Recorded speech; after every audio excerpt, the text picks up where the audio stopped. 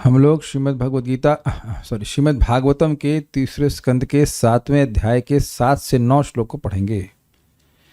विदुर जी ने प्रश्न किए थे, आगे भी करेंगे, लेकिन अभी जितने प्रश्न किए थे उसमें था कि भाई जीव पूरी तरह से किसी देश, किसी काल या किसी और परिस्थिति से प्रभावित नहीं हो सकता है, तो ये जीव माया से कैसे, अविद्या से कैसे युंजित यानी युक्त हो जाता है। साथ साथ भगवान के बारे में पूछा था कि भगवान कैसे लीला करते हैं जगत की, तो वह गुणों का संपर्क कैसे नहीं करते हैं। तो ये मूल प्रश्न नहीं है। तो अब हम लोग जरा आगे पढ़ते हैं। यहाँ 7वें में बोल रहे हैं कि हमें बड़ी परेशानी हो रही है, ये मन में जो हमारे दुविधा आ रही है इससे बहुत परेशान है, आप इसको दूर कर दीजिए। तो ये तो इजी है, मेरे पीछे बोलिए, एक एक बार हम बोलेंगे। एतस्मिन् मे मनो विद्वन् खिद्यते ज्ञान संकटे। एतस्मिन् मे मनो विद्वन् खिद्यते ज्ञान संकटे। तन्नः पराणुदः विभो कश्मलं मानसं महत्। तन्नः पराणुदः विभो कश्मलं मानसं महत्। एतस्मिन् मे मनो विद्वन् खिद्यते ज्ञान संकटे। एतस्मिन् मे मनो विद्वन् खिद्यते ज्ञान संकटे। तन्नः पराणुदः विभो कश्मलं मानसं महत्। तन्नः पराणुदः विभो कश्मलं मानसं महत्। एतस्मिन् मे मनो विद्वन् खिद्यते ज्ञान संकटे। एतस्मिन् मे मनो विद्वन् खिद्यते ज्ञान संकटे। तन्नः पराणुदः विभो कश्मलं मानसं महत्। तन्नः पराणुदः विभो कश्मलं मानसं महत्। हे महान एवं विद्वान पुरुष। कौन पुरुष? मैत्रेय ऋषि। मेरा मन, किसका मन? विदुर जी का, इस अज्ञान के संकट द्वारा अत्यधिक मोहग्रस्त है। क्या ज्ञान था भाई? जीव को माया पकड़ कैसे लेती है। दूसरा, चलो माया ने तो पकड़ लिया, लेकिन भगवान कैसे एकदम नहीं निर्लिप्त नहीं, चुप्पी साधे रहते हैं, कुछ नहीं करते और माया खेल करती रहती है, जीव को जन्म से मृत्यु के चक्र में डाली रहती है। भगवान तो है ना हृदय में, वो कुछ नहीं, क्यों कुछ नहीं करते? माया को मार देना चाहिए। माया इतना गलत कार्य करी, इसको अंडरलाइन कीजिएगा, माया इतना गलत कार्य कर रही है जीव के साथ, तो भगवान उसको रोकते क्यों नहीं है? ये पॉइंट आप याद रखना, क्योंकि यही 9वें श्लोक में एकदम क्लियर हो जाएगा। पढ़ते हैं आगे। हे महान एवं विद्वान पुरुष, मेरा मन इस अज्ञान के संकट द्वारा अत्यधिक मोहग्रस्त है, इसलिए मैं आपसे प्रार्थना करता हूं कि आप इसको स्पष्ट करें। विद्वान मतलब हे विद्वान। एतस्मिन् अज्ञान संकटे, इस अज्ञान रूपी संकट में मैं मनः खिद्यते, मेरा मन खिन्न हो रहा है। खिन्न मतलब समझते हैं, फ्रस्ट्रेट हो रहा है। तत् अतः विभो नः, न शब्द नहीं है, नः मतलब हमको, हमारे। विभो मतलब हे महान विद्वान मैत्री जी, कृपा पूर्वक मेरे महत मानसम कश्मलम, मन के इस महान मोह को पराणुद स्पष्ट कीजिए। पराणुद का मतलब दूर कीजिए, बेसिकली बात है। तो दूर कैसे करते? विषय के संबंध में जो बात उन्हें पूछी उसके संबंध में स्पष्टीकरण देकर के उनके कश्मल को दूर करते। एतस्मिन् में मनोविद्वन, इसमें मेरा मन हे विद्वान खिद्ध हो रहा है, खेद को प्राप्त कर रहा है। किसमें? अज्ञान के संकट में। हम जो इस संबंध में ज्ञान नहीं जान रहे हैं भगवान के बारे में, जीव के बारे में, वह बहुत बड़ा संकट है मेरे लिए। तत् नः, तत् मतलब अस्मात्, इसलिए, नः हमारे, पराणुदः नाश कीजिए। क्या नाश करें? तो कहते हैं विभो अर्थात हे महान विदुर जी, मैत्री जी, कश्मलम मानसम महत्, हमारे महान मानसिक पीढ़ा कह लीजिए, कचड़े को मतलब दूर कीजिए, ये कंफ्यूजन दूर कीजिए, बहुत परेशान हो रहा है इससे। तात्पर्य, ऐसा मानसिक मोह जैसा कि यहाँ पर विदुर द्वारा प्रस्तुत किया गया है, कुछ जीवों के साथ घटित होता है, किंतु हर एक के साथ नहीं, क्योंकि यदि हर व्यक्ति मोहित होता तो उच्चतर पुरुषों द्वारा उसके समाधान की कोई संभावना न रहती। क्या ब्रिलियंट तात्पर्य है। प्रभुपाद कह रहे हैं कि देखिए, जीवात्मा का जो वास्तविक स्थिति है, इस संबंध में कुछ लोगों को मोह हो सकता है, लेकिन ऐसा नहीं है कि किसी को भी ज्ञान नहीं है। जब भी आध्यात्मिक चर्चा होती है और जब लोग अंट संट, अगर मैं शब्द करूं, बकते हैं, ओनली वर्ड बक, उनको बोलना नहीं कहा जाएगा, सिर्फ बकुरे होते ना, बगले बक बक बक करते हैं, ऐसे उसको बकवाद कहते हैं। ये हमारा से सुना है, तो वो बक रहे होते हैं, and they have no idea what they speak. और जब उनकी बात को खंडित कर दिया जाता है तो वो कहते हैं अरे कुछ ऐसा अध्यात्म कुछ है ही नहीं, ईश्वर कुछ है ही नहीं, अरे छोड़ो से बात करना, तो तुम बात शुरू क्यों किए। तो कहने का मतलब ये है कि ऐसे लोग मोहित होते हैं और यह भी मान लेते हैं कि जैसे वह आत्मा के विषय में, भगवान के विषय में ठीक ठीक नहीं जानते हैं, ऐसे कोई भी नहीं जानता। या फिर कहते हैं तुम जो मानते हो वह भी ठीक है, हम जो मानते हैं वह भी ठीक है। प्रभुपाद अपने तात्पर्य कहते हैं नहीं, तुम गलत हो और हम सही हैं, जो जिसको माने सब सही है। ऐसा नहीं है अध्यात्म में, बिल्कुल विज्ञान है। तो प्रभुपाद कह रहे हैं इस बात में कि समझते हो कि भाई विदुर जी मोहित हैं, लेकिन वे ये स्वीकार कर रहे हैं कि जैसा मैं मोहित हूं, इसका मतलब यह नहीं है कि मैत्रेय भी मोहित हैं। आप समझ पा रहे हैं पॉइंट क्या पे बोला जा रहा है? पॉइंट ये है कि आध्यात्मिक में विषय में हर व्यक्ति कंफ्यूज नहीं है। ऐसा नहीं है कि इसमें कोई आपके जो प्रॉब्लम्स हैं उसका सोल्यूशन किसी को पता ही नहीं। अरे भैया कौन देखा ईश्वर को, कौन जानता है? ऐसा नहीं कि कोई भी नहीं जानता। Very strong point Prabhupada is telling. बस हमें नम्रता से श्रवण करना होता है परंपरा में। भगवान स्वयं बोल रहे हैं कौन जानता है? एवं परंपरा प्राप्तम, जो परंपरा में प्राप्त करता है वह जानता है ना। और जो परंपरा में नहीं प्राप्त करता, चाहे कितना भी विद्वान हो, वह भगवान को नहीं जान सकता। ये तो हम लोग कई बार सुन चुके हैं। I think it's very clear. तो ये पॉइंट है कि आप हमारा अज्ञान को नष्ट कीजिए, यानी कि मैत्रेय मुनि जानते थे। अब बड़ा इंटरेस्टिंग बात है, वहाँ श्लोक में कहते हैं 8वें में कि इस तरह के कठिन प्रश्नों को सुन करके पहले तो मुस्कुराए, पहले वह उनकी जो मुस्कुराहट थी वो चली गई। मतलब बहुत मुश्किल प्रश्न है, ऐसा प्रस्तुत किए दिखाए कि बहुत मुश्किल प्रश्न है, फिर मुस्कुराए। पहले गतस्मय, मतलब पहले उनकी मुस्कान चली गई, तो बड़ा मुश्किल, फिर मुस्कुराए और फिर उत्तर देने के लिए उत्तर दिए। तो सीक्वेंस क्या है? हुआ ये कि प्रश्न तो बड़ा जटिल था, है ही जटिल, लेकिन क्योंकि वह भगवान के भक्त हैं, इसलिए जटिल बातों को भी भगवान का भक्त समझ जाता है और उसका उत्तर देने में समर्थ होता है। इसलिए वह बाद में फिर भगवान से तो खैर समझ के आई थी पहले, तो अब उसका उत्तर देने, जब उत्तर जान रहे होते तो आप मुस्कुराते हैं। आप देखिए बहुत बार वक्ता को प्रश्न किया जाता है और जो पूछने वाला है वो सोचता है बड़ा कठिन प्रश्न है, लेकिन वही प्रश्न कई बार पहले भी किया जा चुका है, ऐसा भी होता है, तो मुस्कुरा करके उत्तर देते हैं। मतलब एक तो देखिए भगवान का स्मरण होता है उससे। अभी आप 9वां श्लोक देखेंगे तो उसमें भगवान का यश ही बोला जाएगा, तो वो भी मुस्कुराहट के कारण है, लेकिन मेन बात है कि भगवान के द्वारा उनको ज्ञान प्रदान किया गया। श्रीशुक उवाच श्रीशुक उवाच स इत्थं चोदितः क्षत्रा तत्त्वजिज्ञासुना मुनिः स इत्थं चोदितः क्षत्रा तत्त्वजिज्ञासुना मुनिः प्रत्याह भगवच्चित्तः स्मयन्निव गतस्मयः प्रत्याह भगवच्चित्तः स्मयन्निव गतस्मयः। श्रीशुक उवाच श्रीशुक उवाच स इत्थं चोदितः क्षत्रा तत्त्वजिज्ञासुनात्मनि स इत्थं चोदितः क्षत्रा तत्त्वजिज्ञासुना मुनिः प्रत्याह भगवच्चित्तः स्मयन्निव गतस्मयः। प्रत्याह भगवच्चित्तः स्मयन्निव गतस्मयः। धन्यवाद। श्री सुखदेव गोस्वामी ने कहा, इसका अन्वय नहीं रखा मैंने, है आगे रख दिया, ठीक है। श्री सुखदेव गोस्वामी ने कहा, हे राजन, इस तरह जिज्ञासु विदुर द्वारा विक्षुब्ध किए गए, मतलब चुभोना होता है इस तरह से। देखिए ये प्रश्न जो कर रहे हैं वो बड़े कंट्रोवर्शियल प्रश्न है। आप देखिए जो प्रश्न की शैली है वह शैली सिंपल ऐसे नहीं कि भगवान ऐसे कैसे करते हैं वैसे कैसे करते हैं। जब भगवान ऐसे हैं तो ऐसा कैसे हो सकता है?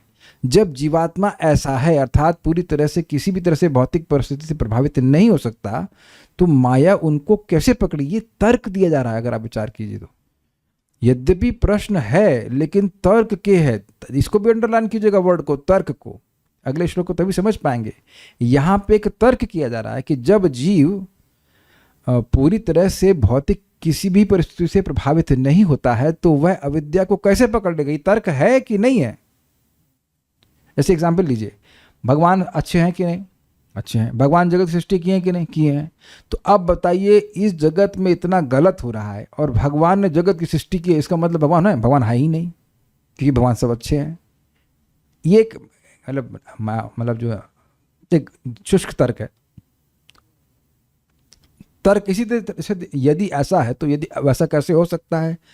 तो यद्यपि उन्होंने प्रश्न नम्रता से ही किए हैं, लेकिन किया तर्क के स्टाइल में, अगर आप इसको कैच कीजिए तो इसीलिए कह रहे हैं विक्षुब्ध किए गए। मैत्रेय सर्वप्रथम आश्चर्यचकित प्रतीत हुए, किंतु इसके बाद उन्होंने बिना किसी हिचक के उन्हें उत्तर दिया, क्योंकि वे पूर्ण रूपेण ईश भावना भावित थे। शुशुको वाचा, श्री सुखदेव गोस्वामी ने कहा, तत्व जिज्ञासुना, भगवत तत्व संबंधी ज्ञान का जिज्ञासु क्षत्र यानी विदुर द्वारा इत्थम चोदितः, इस प्रकार आक्षेप करने पर। देखिए, यद्यपि वह उनको गुरु ही मान रहे हैं, लेकिन प्रश्न एक आक्षेप के रूप में है। आक्षेप समझते हैं? आक्षेप का मतलब होता है आरोप, आरोप टाइप, हल्का एग्जैक्टली आरोप चल रहा है कि यह ऐसा है तो ऐसा कैसे हो सकता है, इसी अर्थ में किया गया। स भगवत चित्ता, वे कृष्ण आविष्ट मुनि मैत्री ने, जिनका चित्त भगवान में लगा हुआ था, उनने गतस्मया, जो वस्तुतः विस्मयहीन थे, स्मयन इव, मानो विस्मित होते हुए से प्रत्याह, प्रश्नों को उत्तर दिए। मतलब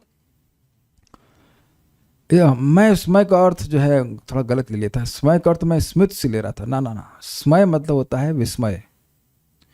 तो गतस्मय अर्थात जिनको किसी भी चीज से आश्चर्य नहीं होना था, विस्मय नहीं होना था, वह स्मयन निव, वह मानो विस्मित हो गए।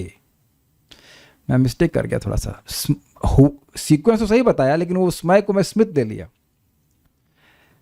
जिनको कोई विस्मय नहीं होता वो होगा गतस्मय, वो स्मयन इव, मतलब हो नहीं गए, वो मानो हो गए। बड़ा कठिन प्रश्न है, मतलब ऐसे प्रस्तुत किया कि लग रहा बड़ा कठिन प्रश्न है।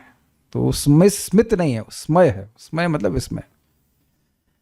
तात्पर्य, चूंकि महामुनि मैत्रेय ईश भावना भावित थे, अतः विदुर द्वारा पूछे गए ऐसे परस्पर विरोधी प्रश्नों से उनके आश्चर्यचकित होने का कोई कारण न था।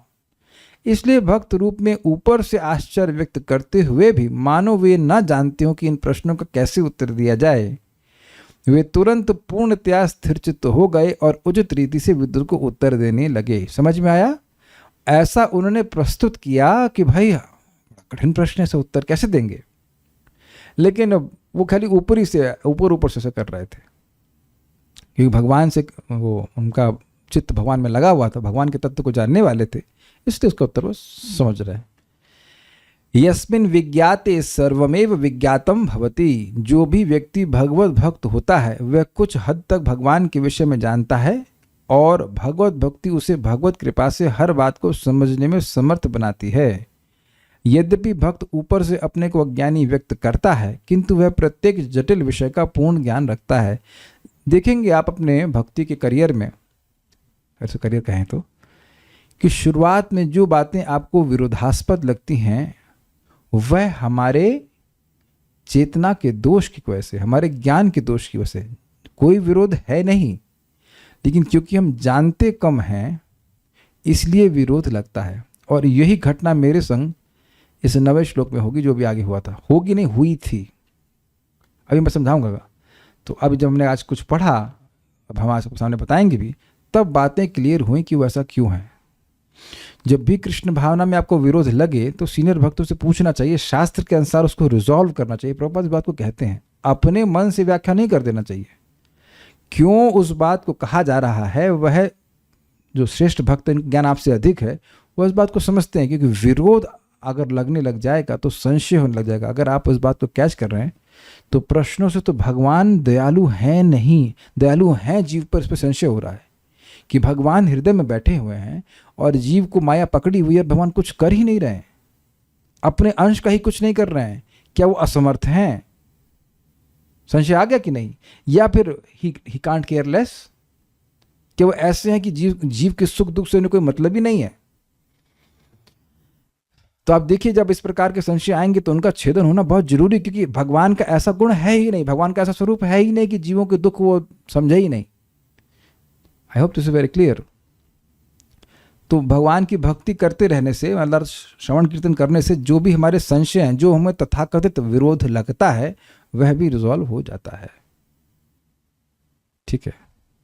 जैसे एक छोटा सा बात मैं बोलूँ कि भाई उसको उत्तर नहीं दूंगा, विरोध के सामने बात बोल रहा हूँ कि भाई जब एक ही नाम से सारे कर्म नष्ट हो जाते हैं तो भक्तों के जीवन में दुख क्यों आते हैं? मैं इसका उत्तर अभी नहीं दे रहा हूँ, मैं खाली एग्जाम्पल बोल रहा हूँ कि इसको है एग्जाम्पल, मैं उत्तर कई बार दे चुका हूँ, लेकिन इस तरह की बातें मन में आती ही रहती हैं लोगों के। चलिए अब हम 9 में देखेंगे, वहाँ पे उत्तर देना शुरू करते हैं। बहुत अच्छा है। मैत्रेय उवाच उवाच सेयं भगवतो माया यन्नयेन विरुध्यते सेयं भगवतो माया यन्नयेन विरुध्यते ईश्वरस्य विमुक्तस्य कार्पण्यमुत बन्धनम् ईश्वरस्य विमुक्तस्य कार्पण्यमुत बन्धनम् मैत्रेय उवाच मैत्रेय उवाच सेयं भगवतो माया यन्नयेन विरुध्यते सेयं भगवतो माया यन्नयेन विरुध्यते ईश्वरस्य विमुक्तस्य कार्पण्यमुत बन्धनम् ईश्वरस्य विमुक्तस्य कार्पण्यमुत बन्धनम् मैत्रेय उवाच मैत्रेय उवाच सेयं भगवतो माया यन्नयेन विरुध्यते सेयं भगवतो माया यन्नयेन विरुध्यते ईश्वरस्य विमुक्तस्य कार्पण्यमुत बन्धनम् ईश्वरस्य विमुक्तस्य कार्पण्यमुत बन्धनम् बोलिए। मैत्रेय उवाच मैत्रेय उवाच सेयं भगवतो माया यन्नयेन विरुध्यते सेयं भगवतो माया यन्नयेन विरुध्यते ईश्वरस्य विमुक्तस्य कार्पण्यमुत बन्धनम् ईश्वरस्य विमुक्तस्य कार्पण्यमुत बन्धनम्। देखिए यहाँ पे हम 2 अनुवाद रखे हैं और उसका कारण है इस श्लोक के 2 अर्थ हैं। तो मुझे विरोध यह लगता था कि जो प्रभुपाद का भी अनुवाद मैं पढ़ूंगा, अब देखना जब मैं उसे पढ़ूंगा तो आप नहीं कर पाएंगे लिंक कि भाई ये क्या है ना। यही प्रभुपाद जी का अनुवाद है इसमें। हाँ, पहला अनुवाद तो प्रभुपाद जी का। हाँ ठीक है, मैं दूसरा अनुवाद नहीं रखा हूँ, यही है, प्रभुपाद जी का अनुवाद है। तो जो अन्वय है उससे अर्थ जीव परक है, और ये जो अनुवाद प्रभुपाद का ये भगवान के संबंध में है। तो भगवान के संबंध में क्या बात हो रही, जरा देखते हैं, पहले देखते हैं। श्री मैत्रेय ने कहा, कुछ बद्धजीव यह सिद्धांत प्रस्तुत करते हैं कि परब्रह्म या भगवान को माया द्वारा जीता जा सकता है, किंतु साथ ही उनका यह भी मानना है कि वे अबद्ध हैं। यह समस्त तर्क के विपरीत है। अब आप ये बताइए, इस अनुवाद को पढ़ करके आपको अजीब से नहीं लगेगा? ये तो बात ही नहीं उठी अब तक की बात। भगवान माया के द्वारा पकड़े जाते हैं कि नहीं पकड़े जाते हैं, ये प्रश्न नहीं उठाया गया था। तो अब कोई व्यक्ति कहेगा ये कहाँ से आ गई बात? और यही प्रश्न में जब इस बात को मैं जब इस प्रसंग को पहले पढ़ा था तब भी मैं फॉलो नहीं कर पाया कि ये अनुवाद कहाँ से आ गया। It does not belong. अभी आप मैं गलती नहीं निकाल रहा हूँ, मेरे मन में जो संशय था वह मैं प्रकट बोल रहा हूँ आपके सामने। श्लोक मैं कुछ नहीं व्याख्या कर रहा, फिर से पढ़ते हैं। श्री मैत्रेय ने कहा, कुछ बद्धजीव यह सिद्धांत प्रस्तुत करते हैं कि परब्रह्म या भगवान को माया द्वारा जीता जा सकता है, किंतु साथ ही उनका यह भी मानना है कि वे अबद्ध हैं अर्थात मुक्त हैं। यह समस्त तर्क के विपरीत है। अब आप ये बताइए कि ये पॉइंट तो कहीं डिस्कस ही नहीं हुआ है ना? ये हुआ अभी तक के इस अध्याय में हमने कोई पॉइंट डिस्कस ही नहीं किया है। तो अब ये नहीं समझ में आया कि प्रभुपाद ऐसा अनुवाद क्यों रखे हैं। It seems out of context. लेकिन अब जब आप इसका चक्रवर्ती पाद की टीका देखेंगे तो क्लियर हो जाएगा कि श्लोक क्रमांक 5 के 2 अर्थ हैं, हम लोग पहले पढ़ चुके हैं। देश काल से जो जीव प्रभावित नहीं होता, तो एक तो जीव परक व्याख्या है और एक परमात्मा परक व्याख्या है। तो अगर 5वें श्लोक का परमात्मा परक व्याख्या लेंगे कि भाई परमात्मा, उसमें लिखा हुआ है परमात्मा पूरी तरह से किसी भी चीज से प्रभावित नहीं होते हैं, फिर परमात्मा का संबंध माया से कैसे हो जाता है? देखिए अभी समझ में नहीं आएगा मेरी बात। आप लोगों को श्लोक क्रमांक 5 को देखना पड़ेगा, मैं दिखाता हूं, आप लोग देख लीजिए। इधर श्लोक क्रमांक 5 इस प्रकार से है, देखिए। देशतः कालतो यो सौ अवस्थाता सतोन्यतः अविलुप्तावबोधात्मा सयुज्येता जया कथम। देश से काल से यह असौ, ये जो आत्मा है, आत्मा मतलब परमात्मा है, अवस्थाता किसी स्थिति से, स्वतः खुद से और अन्यों से इस परमात्मा का बोध कभी अविलुप्त नहीं होता। तो यह परमात्मा कैसे माया से जुड़ जाता है? तो अब अगर 5वें श्लोक की व्याख्या परमात्मा परक करेंगे तब यहाँ पे बात आएगी कि भाई ये जो लोग बोलते हैं कि एक तरफ बोलते हैं कि परमात्मा पूरी तरह से निर्लिप्त है और दूसरी तरफ कहते हैं कि परमात्मा भगवान यह माया से जुड़ गए, तो ये बात तर्क के विरुद्ध है। आप समझ में आई बात? परमात्मा कभी माया के प्रभाव में नहीं आते, ये उत्तर है। लेकिन अब अगर हम जीव परक व्याख्या लेंगे तो अनुवाद दूसरा हो जाएगा, उसको हम समझेंगे। उम्मीद है कि आप मेरी बात समझ पा रहे होंगे। दिस इज वेरी नाइस, क्योंकि जब मैं इस अनुवाद को कल पढ़ रहा था, चक्रवर्तीवाद की टीका में नहीं पढ़ा था, तो मैं समझ नहीं पा रहा था कि इसको समझाएंगे कैसे आज। समझ में नहीं तो कैसे समझाएंगे भाई? बिकॉज दिस अनुवाद बिल्कुल आउट ऑफ कंटेक्स्ट लगता है, लेकिन आउट ऑफ कंटेक्स्ट नहीं है। 5वें श्लोक को में आप आत्मा का अर्थ क्या लेते उसके अनुसार प्रभुपाद ने रखा है। भाई एक ही अनुवाद रखेंगे लोग, एक ही अनुवाद तो पढ़ नहीं पाते हैं, दो अनुवाद क्या पढ़ेंगे बताइए, फिर और कन्फ्यूज हो जाएंगे। तो प्रभुपाद ने ये अनुवाद को रखा है इस तरह से। उम्मीद है कि आप मेरी बात समझ पा रहे होंगे।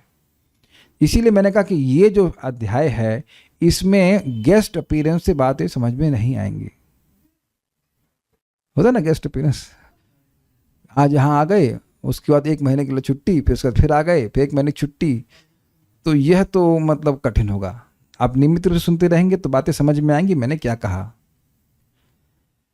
ओके, नोट में यहाँ पे लिख दिया हूँ। श्रील प्रभुपाद जी का अनुवाद श्लोक के एक दूसरे अर्थ के अनुसार है, जो सारा दर्शनी में स्पष्ट हो जाएगा, अभी पढ़ेंगे। लेकिन पहले आप इसके जीव परक व्याख्या को समझिए। भगवतः, भगवान की एक्चुअली होना चाहिए, भगवान की यहाँ पे रख लीजिएगा, भगवान षष्ठी विभक्ति, भगवान की। सा अयम है कि इयम है? सा इयम। सा मतलब वह प्रसिद्ध। अब माया जानते हैं ना, तो वही माया, तो उस अर्थ में तो चक्रवर्तीपाद कहते हैं सा मतलब वह प्रसिद्ध, और इयम मतलब वह प्रसिद्ध यह माया, माया शक्ति है। या जो नये न विरुद्धते, नये न अगर ना समझ में आ रहा तो न्याय न समझ में आता है। तो क्या नये न मतलब तर्क के विरुद्ध है। आप तर्क लगा रहे थे ना, आप तर्क लगा रहे थे ना कि भाई जीव तो ये है वो है इत्यादि है, लेकिन ये माया आपके तर्क के अनुसार नहीं चलती, क्योंकि इज नॉट त्वाम माया, इट इज मम माया, कृष्ण की माया है। भगवान श्री कृष्ण के पास अचिंत शक्तियां हैं, और उसी प्रकार से माया में भी, माया रूपी शक्ति भी अचिंत शक्ति है। तो ये बिल्कुल सत्य बात है कि जीवात्मा देश काल अवस्था किसी से प्रभावित नहीं होता, फिर भी अविद्या से प्रभावित होता है, क्योंकि यह भगवान की अचिंत शक्ति है। आप समझ में आया उत्तर? मैंने कहा था ना कि उत्तर जान के भी कोई खास लाभ नहीं होगा। ऐसा नहीं कि आप माया की कुछ पकड़ लेंगे, माया को नष्ट करने का आइडिया उससे आ जाएगा। अचिंत शक्ति है। आप थोड़ा मजाक के लिए बोल रहा हूँ, जो मलमूत्र शरीर के अंदर रहता है उसे हम अपना मानते हैं, और जब वो बाहर आ जाता है तब उससे कितना पृथक भाव हो जाता है। कोई मानता है कि मैं ये हूँ, अजीब सा नहीं लगता? अभी भी शरीर में मल मूत्र आदि भरा पड़ा है, क्लास के बाद कोई मल मूत्र त्यागने जाएगा तो क्या वो मानेगा कि मैं ये हूँ? लेकिन क्लास के समय या जब तक उसके शरीर में रहता है तब तक यही मान रहा है ना कि मैं हूँ, इसी की रक्षा कर रहे हैं ना। ये अचिंत प्रभाव नहीं लगता आपको? मैं क्षमा कीजिएगा, मैं ऐसा उदाहरण दे रहे हैं, लेकिन ये पॉइंट को ड्राइव करने के लिए है कि भाई हमारा शरीर से किसी भी वस्तु से संबंध नहीं, फिर भी उसी में मान के बैठे कि हम देह हैं। तो ये कैसे हो रहा है? ये हमारे मन और बुद्धि के अनुसार नहीं हो रहा है। भगवान की अचिंत शक्ति है, वो हमारे लिए अचिंत है, भगवान के लिए नहीं है। इसीलिए भगवान कह रहे हैं मम माया दुरत्या, जो हमारी चिंतन शक्ति के भी परे है उसको हराएंगे कैसे? बहुत सिंपल तरीका है, उसके काट भी आपको अचिंत ही लेनी पड़ेगी। क्या अचिंत है? नाम और नामी में, बुक और भगवान में, श्रीमद् भागवतम और भगवान में कोई अंतर नहीं है। ये मन के द्वारा नहीं समझ में आता। भगवान के नाम और भगवान में कोई अंतर नहीं है, तो ये नाम काटेगा, ये भागवत माया पे विजय प्राप्त कराएगी। अचिंत शक्तियों के भी कैटेगराइजेशन है ना भाई, माया शक्ति है लेकिन निम्न शक्ति है ना। अरे अचिंत तो हम भी हैं भाई, मर ही नहीं रहे। क्या करें? अरे तू मर जा करके, कई बार बोला आपकी मम्मी पापा ने, कोई मर जा करके, तो कौन नहीं मर सकता, क्या करो भाई? डिफॉल्ट हमको मरने के लिए प्रोग्राम किया ही नहीं गया है, हम चाहें भी तो भी नहीं मर सकते। आश्चर्य नहीं होता? हम लोग परिवर्तित ही नहीं होते, इसीलिए निकम्मे हो गए, चेंज ही नहीं हो रहे। क्या करें? कूटस्थ जीवात्मा चेंज ही नहीं होता। क्या ये अचिंत नहीं लगता आपको? तो बुद्धि से तो आत्मा भी नहीं पकड़ में आ रही, दोनों शक्तियां अचिंत्य हैं, जीवात्मा भी अचिंत्य है और माया शक्ति भी अचिंत्य है। तो अब उत्तर कुछ क्लियर हो रहा है। यद्यपि जीव पूरी तरह से किसी भी, बिल्कुल सत्य है कि किसी भौतिक परिस्थिति से जीव को कुछ प्रभाव नहीं पड़ता, तो फिर अब प्रश्न है कि माया कैसे पकड़ती है, या अविद्या से संबंध कैसे हो जाता है? क्योंकि अविद्या शक्ति भगवान की अचिंत्य शक्ति है, वह असंभव को भी संभव कर देती है। यह है उत्तर। क्लियर? ठीक है। जिससे ईश्वरस्य विमुक्तस्य, अब बड़ा अच्छा शब्द है ये। ईश्वर का मतलब होता है सर्वसमर्थ, तो यहां पे ईश्वर शब्द भगवान के लिए नहीं है। ईश्वर से मतलब ज्ञान और आनंद अनुभव करने में समर्थ जीव के लिए रखा है। उसका विमुक्तस्य एवं भौतिक बंधन से पूर्णतः मुक्त शुद्ध जीव का कार्पण्यम बंधनम उत मतलब भी, मतलब वह जीव जो ज्ञान और आनंद अनुभव करने में पूर्णतः समर्थ है, पॉइंट नंबर 1। और विमुक्त जिसका इस जगत की किसी वस्तु से कोई संबंध नहीं है, उसका भी कार्पण्यम, कार्पण्य मतलब आनंद भ्रंश रूपी दैन्य, जो सर्वदा आनंद अनुभव करने में समर्थ है, उसका भी आनंद नष्ट हो जाता है, उसका भी ज्ञान कवर हो जाता है। एक दूसरा, जो नित्य ही मुक्त है, अर्थात जिसका इस जगत की किसी वस्तु से कोई संबंध नहीं है, कुछ भी बांध के नहीं रख सकती, उसका भी अविद्या का बंधन हो जाता है। ये समझ पा रहे हैं? लास्ट फ्रेज, ईश्वर है अर्थात आनंद अनुभव करने में समर्थ है, लेकिन एकदम आनंद अनुभव नहीं करता है। मैंने फिर वही प्रश्न कर रहा हूं, क्या आप में से कोई आनंद अनुभव कर रहा है? You can be little peaceful. इस समय हम लोग भागवत सुनते हैं तो कुछ रस अनुभव करते हैं, ऐसी बात नहीं है, लेकिन सामान्यतः जो लोग टहल रहे हैं जीव जितने इधर से उधर, क्या वे आनंद में हैं? लोग बोलते हैं कैसे भैया बड़े आनंद में। आनंद, आनंद में हो, नौकरी से लौट के आए हो, आनंद में हो। तुम आनंद के लिए नौकरी करने गए थे। कोई अगर यहाँ पे जो नौकरी कर रहे हैं, please raise hands if you are doing it for आनंद। ना ना। अच्छा, बिजनेस वाले कोई भी नहीं कह सकता कि हम इससे आनंद मिल रहा है आनंद, ब्लिस। तो बड़ी जबरदस्त बात है। जो जीव ईश्वर है, ईश्वर का मतलब समझ रहे हैं, किंचित मात्र समर्थ है, बस इतना। ऐसा नहीं कि भगवान हो गया। तो अब वह ईश्वर है मतलब समर्थ है, आनंद अनुभव करने में समर्थ है, लेकिन वो आनंद कैसे अनुभव होता है? दिव्य इंद्रियों से होता है, ये जड़ इंद्रियों से नहीं होता है। तो वह आनंद अनुभव करने में समर्थ जीव भी, उसका भी कार्पण्यम, दीन हो जाता है, दैन्य हो जाता है। जैसे दीन व्यक्ति क्या होता है? दीन से आपको किसका याद आ रहा है? भिखारी का। भिखारी यह समझता है कि उसके, समझता क्या है? वो कहता है मेरे पास कुछ नहीं है, मुझे 2 रुपया दे दीजिए। आजकल 10 का रेट है 2 रुपये देगा तो आप कोई फेंक के 2 रुपये देता, तू ही भिखारी है इज इट नॉट? लेकिन 10 रुपया 20 रुपये मांग रहा होता है। अब ये क्या हमारी दैन्यता नहीं है? क्या ये मेरी दैन्यता नहीं है कि हम भीख मांग रहे हैं इंद्रिय तृप्ति की, जबकि हम लोग वस्तुतः आनंद में डूबे रहने चाहिए? तो ये ईश्वरस्य का संबंध कार्पण्यम से है। ईश्वर मतलब समर्थ व्यक्ति और कार्पण्य मतलब दीन व्यक्ति। तो ऐसी माया, भगवान की ऐसी माया अचिंत्य शक्ति है कि जो आनंद अनुभव करने में समर्थ जीव है, उसका कार्पण्य, उसका दैन्य हो जाता है कि वह सोचता है कि भाई मैं, जब तक मुझे इंद्रिय तृप्ति नहीं मिलेगी मैं सुखी कैसे होऊंगा? How can I be happy without eating, sleeping, mating and defending? आहार, निद्रा, भय, मैथुन के बनावा जीवन हम जी भी कैसे सकते हैं? बताइए, सोचते हैं ना सर? और विमुक्तस्य बंधनम, जो जीव इस भौतिक प्रकृति के किसी भी बंधन से नहीं बंधा है, बंध ही नहीं सकता है, उसका भी अविद्या का बंधन लग जाता है। तो आप, उम्मीद है कि प्रश्न का उत्तर समझ पा रहे होंगे। प्रश्न था कि कैसे लग जाता है, क्योंकि लगा हुआ तो देख ही रहे हैं। तो उत्तर क्या है? भगवान की अचिंत्य शक्ति है माया, इससे ऐसा लग जाता है। यानी कि बिल्कुल स्पष्ट है, नम्रता से स्वीकार करना होगा कि ये कैसे हो रहा है, यह हम नहीं समझ सकते। इतना जरूर समझ सकते हैं कि ये भगवान की अचिंत्य शक्ति से हो रहा है। क्लियर? ओके, ये जीव परक व्याख्या, इसी को हम आगे बढ़ाएंगे। फिर जब चक्रवर्ती पाद की टीका आएगी उसको फिर हम उसके अनुसार प्रभुपाद के अनुवाद को फिर से समझेंगे। पहले आप श्लोक को देखिए।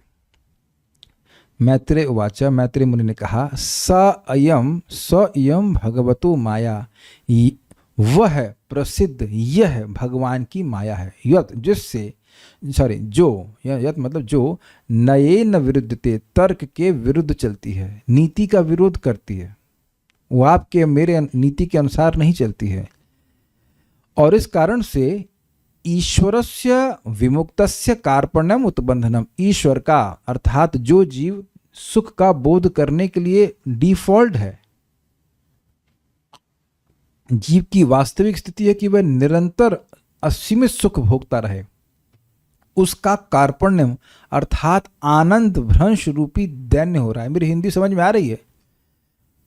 जो ऐसा समझे कि जो बच्चा करोड़पति का बेटा है वो अब जमीन पे पड़ा हुआ है, मतलब भिखारी की तरह घूम रहा है, ये हो गया है। और ऐसा नहीं कि पिताजी का धन खो गया है, पिताजी के पास धन है, उसके पास अब धन नहीं है। आप लोग कभी बोर हुए हैं मेरी क्लास के अलावा? तो बोर होने का मतलब क्या है? सुख नहीं मिल रहा है, आनंद में से रोंगटे तो नहीं खड़े हो रहे हैं। That is the actual position of the जीव। तो वो तो गायब है ना। Where is the bliss? अगर सब ब्लिसफुल हो तो दुनिया में जितने युद्ध हो रहे हैं ये ब्लिसफुल युद्ध हो रहे हैं, तो काहे को युद्ध कर रहे हैं लोग? रात रात भर जग के जो काम कर रहे हैं ये क्या ब्लिसफुल होके कर रहे हैं? तो आप समझ गए कि जो जीव आनंद से पूरित होना चाहिए, भरा रहना चाहिए, उसका कार्पण्य हो गया, उससे आनंद कहीं मिल ही नहीं रहा है। बेचारा भीख मांग रहा है कि कुछ खाने को दे दो, कुछ ये छूने को दे दो, इत्यादि इत्यादि। इंद्रियों से भीख मांग रहा है। जो व्यक्ति इंद्रियातीत है वह इंद्रियों से भीख मांग रहा है कि भाई कुछ सुख दे दो। एक दूसरा ये है ना, ये इलॉजिकल है कि नहीं बताइए? मान लीजिए बिल गेट्स आकर के आपसे मांगे फॉर एग्जाम्पल कि भाई 2 रुपए देना, तो इसे क्या हो गया? आपको क्या ये लॉजिकल लगेगा? मैं कहूंगा कल मुझसे मेरे घर पे बिल गेट्स 2 रुपए मांगने आए थे, मानेंगे आप? कौन मानेगा भाई? 2 रुपए आपसे क्यों 2 रुपए मांगेंगे? आपसे 2 रुपए क्यों मांगेंगे? क्या उनके पास पैसे की कमी है? यही होगा ना, लॉजिकली बिल्कुल इलॉजिकल बात है। तो उसी प्रकार से जो जीव आनंदमय है वह इस जगत में दर दर की भीख मांग रहा है, इंद्रियों से मांग रहा है। आंख थोड़ा सा दे दो ना कुछ सुख, कान दे दो ना थोड़ा सा। भीख मांगना हुआ कि नहीं? काम क्रोध लोभ की चाकरी कर रहा है, ये उसकी कार्पण्यता है, उसकी दैन है, दीनता है। तो ये कैसे संभव हो रहा है? माया के द्वारा हो रहा है। और विमुक्तस्य बंधनम, जिसको कोई पकड़ ही नहीं सकता, कोई तत्व उसमें प्रवेश नहीं कर सकता आत्मा में, ना अग्नि ना जल ना वायु ना कुछ, वह कैसे बंधन में पड़ जाएगा? जैसे हमको कोई रस्सी से बांध सकता है क्योंकि रस्सी हमको पकड़ सकती है, लेकिन मान के लीजिए कोई ऐसी वस्तु जो हो जिसको पकड़ा ही ना जा सके, जैसे कि आप हवा को भी रस्सी से बांध सकते हैं क्या? कहो कि हम रस्सी से कोई हवा बांध के लाए हैं। रस्सी से आप कोई सॉलिड वस्तु पकड़ सकते हैं, लेकिन हवा तो नहीं बांध पाएंगे। ये आकाश बांध ले, और आकाश से भी सूक्ष्म आत्मा है। तो आप बताइए कि ऐसे आत्मा का अविद्या का बंधन कैसे लग गया? अविद्या भी तो एक भौतिक एनर्जी है। तो ये होता है माया की शक्ति के द्वारा। माया शक्ति भगवान की अचिंत्य। उम्मीद है कि आप इस श्लोक को समझ गए होंगे। सारार्थ दर्शनी, यह माया भगवत अर्थात भगवान की है, जो अचिंत शक्तियों से युक्त हैं, और इसी में से एक अचिंत शक्ति माया है। ठीक है। तथा जिसे नयन अर्थात तर्क द्वारा नहीं जाना जा सकता, क्योंकि आप अभी तर्क लगा रहे थे विदुर जी, और ये तर्क से आप नहीं समझ सकते हो। यह स्वभाव से ही अचित शक्ति भगवान की, अचित मतलब जड़ शक्ति है, हमेशा से वह जड़ है और हमेशा से भगवान की है, ये समझना होगा। जो पूर्णतया आध्यात्मिक या चित्त शक्ति स्वरूप है। कौन है? भगवान। एवं इसके सत्व आदि गुणों से भी भगवान युक्त हैं, किंतु भगवान अपने चित्त स्वरूप में इन गुणों से रहित हैं। इसका क्या मतलब है? कि जो प्रकृति के गुण हैं उनके भी नियामक भगवान ही हैं। भगवान माया के द्वारा सब कंट्रोल करते हैं, डेलीगेशन की तरह। लेकिन भगवान में स्वयं कोई भी प्राकृत गुण नहीं है और यही शाश्वत सत्य है। अगर आप लोग को याद हो तो ये भी एक आक्षेप उठाया गया था कि भगवान माया से संबंधित कैसे हो सकते हैं, वह तो पूरी तरह से चिन्ह मात्र है। नहीं ओके, चिन्ह मात्र है, यह आक्षेप भी किया गया। तो इसको भी रिजॉल्व किया गया कि यह भगवान की माया है जो कि तर्क के अनुसार नहीं चल सकते। आप तर्क लगा रहे हो कि भाई जब चिन्ह मात्र भगवान है, पूरी तरह स्पिरिचुअल है, तो माया को स्वीकार कैसे कर सकते हैं? ये शाश्वत रूप से माया भगवान की अचिंत्य अचित शक्ति है, अचिंत्य जड़ शक्ति है। तो आप यह नहीं कह सकते हो कि भगवान इसको छूते हैं, छूते नहीं है, लेकिन है शक्ति भगवान की। ये ऐसा ही है व्यवस्था, आपके तर्क में नहीं आएगी बात ये। ठीक, अब इसको एक उदाहरण से समझा रहे हैं। इसी प्रकार सूर्य भी यद्यपि शुद्ध प्रकाशमय है, परंतु वह मेघ, अंधकार तथा हिम से भी युक्त है, जो प्रकाश अथवा अग्नि के प्रतिकूल हैं। तो आप समझ सकते हैं कि सूर्य के द्वारा ही मेघ की सत्ता है, अंधकार भी सूर्य के द्वारा सृष्ट होता है। Is it okay? अंधकार और सूर्य में कितना भेद है? बिल्कुल अपोजिट है। लेकिन अंधकार किसकी शक्ति है? सूर्य की। सूर्य के बिना अंधकार कहाँ होता है? जहाँ प्रकाश का अभाव हो, तो प्रकाश कहाँ से आता है? सूर्य से।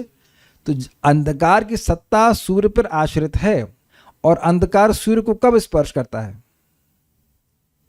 कभी नहीं। वेरी गुड, कभी स्पर्श कर ही नहीं सकता। सूर्य एक कार्य नहीं कर सकता, और क्या वो अंधकार नहीं दिख सकता,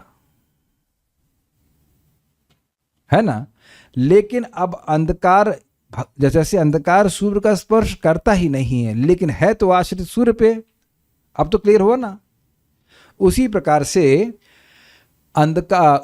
से माया भगवान का स्पर्श नहीं कर सकती है, लेकिन आश्रित किस पे है? भगवान पे। अब तो बिल्कुल क्लियर समझ में आ गया होगा। क्या बादल भी छूते हैं सूर्य को? बादल का स्वरूप और आकाश, सूर्य के स्वरूप में कितना भेद है? बहुत भेद है, लेकिन फिर भी बादल तो सूर्य पे ही आश्रित है। अच्छा, ये हिम, बर्फ भी क्या सूर्य से उत्पन्न होती है? पहले प्रश्न का उत्तर दीजिए, क्या बर्फ सूर्य पे निर्भर है? आप लोग बर्फ क्या अपने गैस में जमाते हैं? अगर मैं ये प्रश्न करूं कि बर्फ क्या आप अपने अवन में या इंडक्शन में जमाते हैं या फ्रिज में जमाते हैं? तो आप जानते हैं कि बर्फ कैसे जमती है? वाष्प बनता है, वाष्प बन के आग ऊपर वो हिमालय पे जाती है, फिर वहाँ पे वो बारिश होती है, जो भी होता हो, कंडेंसेशन होता है, फिर वहाँ पे जमता है। तो इस सारी साइकिल कहाँ से चल रही है? सूर्य पैडल मार रहा है इसलिए साइकिल चल रही है। तो ज्योग्राफी तो इतनी पढ़े होंगे, तो आप जानते हैं कि हिम की सत्ता भी सूर्य पर निर्भर करती है। अच्छा, अंटार्कटिक में बर्फ कैसे जमती है? वहाँ भी आप जानते हैं सूर्य का प्रकाश नहीं पहुँचता, इसलिए जमती है, नहीं तो नहीं जम जाएगी। तो जो बर्फ की सत्ता है वह भी सूर्य पर आश्रित है, लेकिन स्वरूप में कितना भेद हो गया? अच्छा, मैं पूछूं भाई सूर्य में कितनी बर्फ है, तो ये पूछना ही बेवकूफ़ी कही जाएगी। मतलब उसको सूर्य के स्वरूप के बारे में नहीं पता। तो उम्मीद है कि आप सब समझ गए होंगे कि इन सब वस्तुओं का स्वरूपतः सूर्य से बहुत बड़ा भेद है, लेकिन सभी सूर्य की ही शक्ति हैं। तो उसी प्रकार से माया स्वरूपतः भगवान से बिल्कुल अलग है, जड़ है, लेकिन चल भगवान के अच्छा से ही रही है और भगवान पर ही आश्रित है। क्या सबको समझ में आ गई बातें? I think this is very clear. ये समझ में आ गया तो प्रभुपाद का तात्पर्य आपके लिए वेरी इजी, प्रभुपाद यही से समझाते हैं। ठीक है। यथैव सूर्यात् प्रभवन्ति वारः पुनश्च तस्मिन् प्रविशन्ति काले भूतानि भूमौ स्थिरजंगमानि तथा हरावेव गुण प्रवाह। वर्षा काल में सूर्य से जल उत्पन्न होता है और कालक्रम में अर्थात ग्रीष्म काल में वही जल सूर्य द्वारा पुनः सोख लिया जाता है। इसी प्रकार समस्त चर तथा अचर जीव इस पृथ्वी पर उत्पन्न होते हैं और कुछ काल के पश्चात वे पुनः पृथ्वी के में धूल के रूप में मिल जाते हैं। इसी प्रकार से प्रत्येक वस्तु श्री भगवान से उद्भूत होती है और कालक्रम से पुनः उन्हीं में लीन हो जाती है। श्रीमद् भागवत 4:31-15। तो उदाहरण क्यों दिया जा रहा है? जल का। तो जल जैसे सूर्य से बिल्कुल अलग है, लेकिन सूर्य पे आश्रित है, सारा कुछ कार्य कर रहा है, वाष्प बनाता करता है, उसी प्रकार से ये जगत भगवान पर आश्रित है, यद्यपि भगवान से अलग है।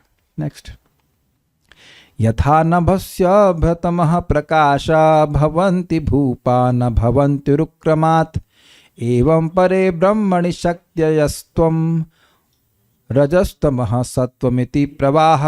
हे राजाओं, आकाश में कभी बादल, कभी अंधकार और कभी प्रकाश रहता है। इनका प्राकट्य एक क्रम से होता रहता है। इसी तरह सतो रजो तथा तमोगुण परब्रह्म में क्रमशः शक्ति रूप में प्रकट होते हैं। कभी प्रकट होते हैं तो कभी लुप्त होते हैं। 4 × 17 क्या मतलब है इसका देखिए। बादल, अंधकार और प्रकाश, ये सब आकाश में होता रहता है, लेकिन ये होता कैसे है? सूर्य के द्वारा होता है कि नहीं होता? तो उसी प्रकार से बादल, अंधकार आदि का कोई संबंध सूर्य से नहीं है, फिर भी ये सब कुछ सूर्य की ही सृष्टि है। तो जगत में जो भी रजोगुण, तमोगुण, सतोगुण कभी बढ़ते हैं कभी कम होते हैं, वह सब भगवान की अध्यक्षता में हो रहा है। जैसे आप उस दिन प्रश्न कर रहे थे, भगवान की अध्यक्षता में हो रहा है, लेकिन भगवान उससे निर्लिप्त हैं। जैसे मैंने वहाँ भी एग्जाम्पल दिया था कि सूर्य के प्रभाव से बहुत सारे पेड़ पौधे उग रहे हैं, लेकिन सूर्य का उससे कोई मतलब नहीं है। मतलब सूर्य पूरी तरह निर्लिप्त है कि कौन सा पेड़ उग रहा है, कब उग रहा है, लेकिन सूर्य सबको शक्ति दे रहा है, लेकिन सूर्य के बिना वह उग भी नहीं सकते। ठीक है, नेक्स्ट।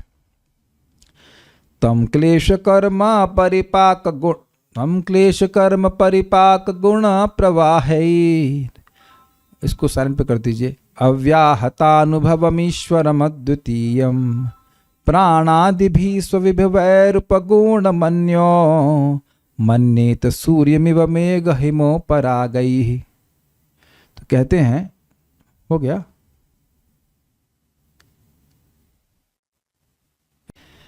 भले ही अद्वितीय भगवान की चेतना भौतिक कष्ट द्वारा, भौतिक कर्म द्वारा या प्रकृति के गुणों के निरंतर प्रभाव द्वारा प्रभावित न होती हो, किंतु तो भी समान व्यक्ति यही सोचते हैं कि भगवान प्राण तथा अन्य भौतिक तत्वों की अपनी ही सृष्टियों से आच्छादित हैं। जिस तरह कोई व्यक्ति यह सोच सकता है कि सूर्य, बादल, बर्फ या ग्रहण से ढक गया है। 1084:33 क्या समझ में आई? सूर्य, बादल और बर्फ आदि, यह क्षमा कीजिएगा, बादल, बर्फ आदि यह सब सूर्य की सृष्टि हैं। सूर्य कभी इनसे आच्छादित नहीं हो सकता है, लेकिन जो अज्ञान में वो क्या कहते हैं, अरे बादल ने सूर्य को ढक लिया। उसी प्रकार से लोग सोचते हैं कि माया से भगवान का माया से संपर्क हो गया है, जबकि भगवान का माया से संपर्क कभी नहीं होता। तो क्या बात यहाँ पे बताई जा रही है कि भगवान का माया से कभी संपर्क होता ही नहीं है। यद्यपि भगवान माया को संचालित करने वाले हैं, भगवान ही माया को संचालित करने वाले हैं। तो वो जो ओरिजिनल प्रश्न किया गया था कि भाई भगवान तो चिन्मात्र हैं, पूरी तरह स्पिरिचुअल हैं, उनका माया से कैसे संबंध हो सकता है? तो भैया संबंध तो शाश्वत रूप से है, लेकिन स्पर्श शाश्वत रूप से नहीं है। संबंध तो शाश्वत रूप से है, माया भगवान की शक्ति है, लेकिन उनका संपर्क नहीं है। संपर्क बोला, स्पर्श नहीं, संपर्क, संबंध है लेकिन स्पर्श नहीं। भगवान माया को स्पर्श नहीं करते, ये सिद्धांत है। क्लियर? नेक्स्ट। ये श्लोक दर्शाते हैं कि यह तर्क से परे है। अतः ब्रह्मांड की रचनात्मक क्रिया भगवान की शक्ति माया द्वारा संपादित होती है, जबकि भगवान स्वयं अपने स्वरूप में अपरिवर्तित रहते हैं तथा शक्तिमान तथा शक्ति में कोई अंतर न होने के कारण यह कहा जाता है कि भगवान ब्रह्मांड की रचना करते हैं। इसी बात से प्रश्न उठा था कि भगवान लीला में इस जगत की सृष्टि करते हैं।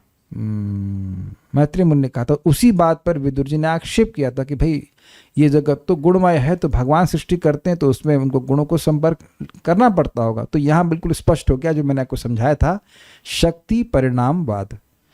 ये जगत भगवान की शक्ति का परिणाम है। प्रश्न था कि जब भगवान अविकारी हैं तो इस जगत में तो गुण और क्रिया होती है, उसके वो संपर्क में कैसे आते हैं? तो भगवान अपरिवर्तित रहते हैं। जैसे कि बताया गया कि सूर्य एक रस रहता है, उसका वही टेम्परेचर रहता है, लेकिन यहाँ पे बहुत सारी चीज़ों में परिवर्तन आता रहता है। उसी प्रकार भगवान अपरिवर्तित रहते हैं, लेकिन उनकी इच्छा से उनकी माया शक्ति सृष्टि, प्रलय और सृष्टि, पालन और प्रलय आदि करती है। Is it okay? ठीक है। मैं एक उदाहरण दिया करता हूं कि जैसे कोई होटल का मैनेजर है और अंदर एक आंटी है जो खाना बना रही हैं, तुमको कह सकते हैं यस, तो वो बोलते थे भाई यह बनाओ, तो वह खुद नहीं बनाते, वो कुछ नहीं इसमें इन्वॉल्व होते हैं, लेकिन वो बना करके देती हैं। अब तो बिल्कुल स्पष्ट समझ में आता है। तो ये माया आंटी इस जगत की सृष्टि करती हैं। जब भगवान चाहते हैं, सैक्षतः बहुश्याम, जब भगवान इच्छा करते हैं तब माया सृष्टि करती है, नहीं तो फिर प्रलय हुई रहती है और सब कुछ सस्पेंड रहता है। I think is very clear और उसको समझने में कोई कठिनाई नहीं होनी चाहिए। प्रकृतिर्यस्य उपादानम आधारः पुरुषः परः सतोभिव्यंजकः कालो ब्रह्म तत्तृतीयं त्वहम्। भौतिक ब्रह्मांड को असली माना जा सकता है क्योंकि इसका आदि अवयव तथा इसकी अंतिम अवस्था प्रकृति है। मतलब शुरुआती अवस्था प्रकृति है, अंतिम अवस्था प्रकृति है। महाविष्णु प्रकृति के विश्राम स्थल हैं जो काल की शक्ति से प्रकट होते हैं।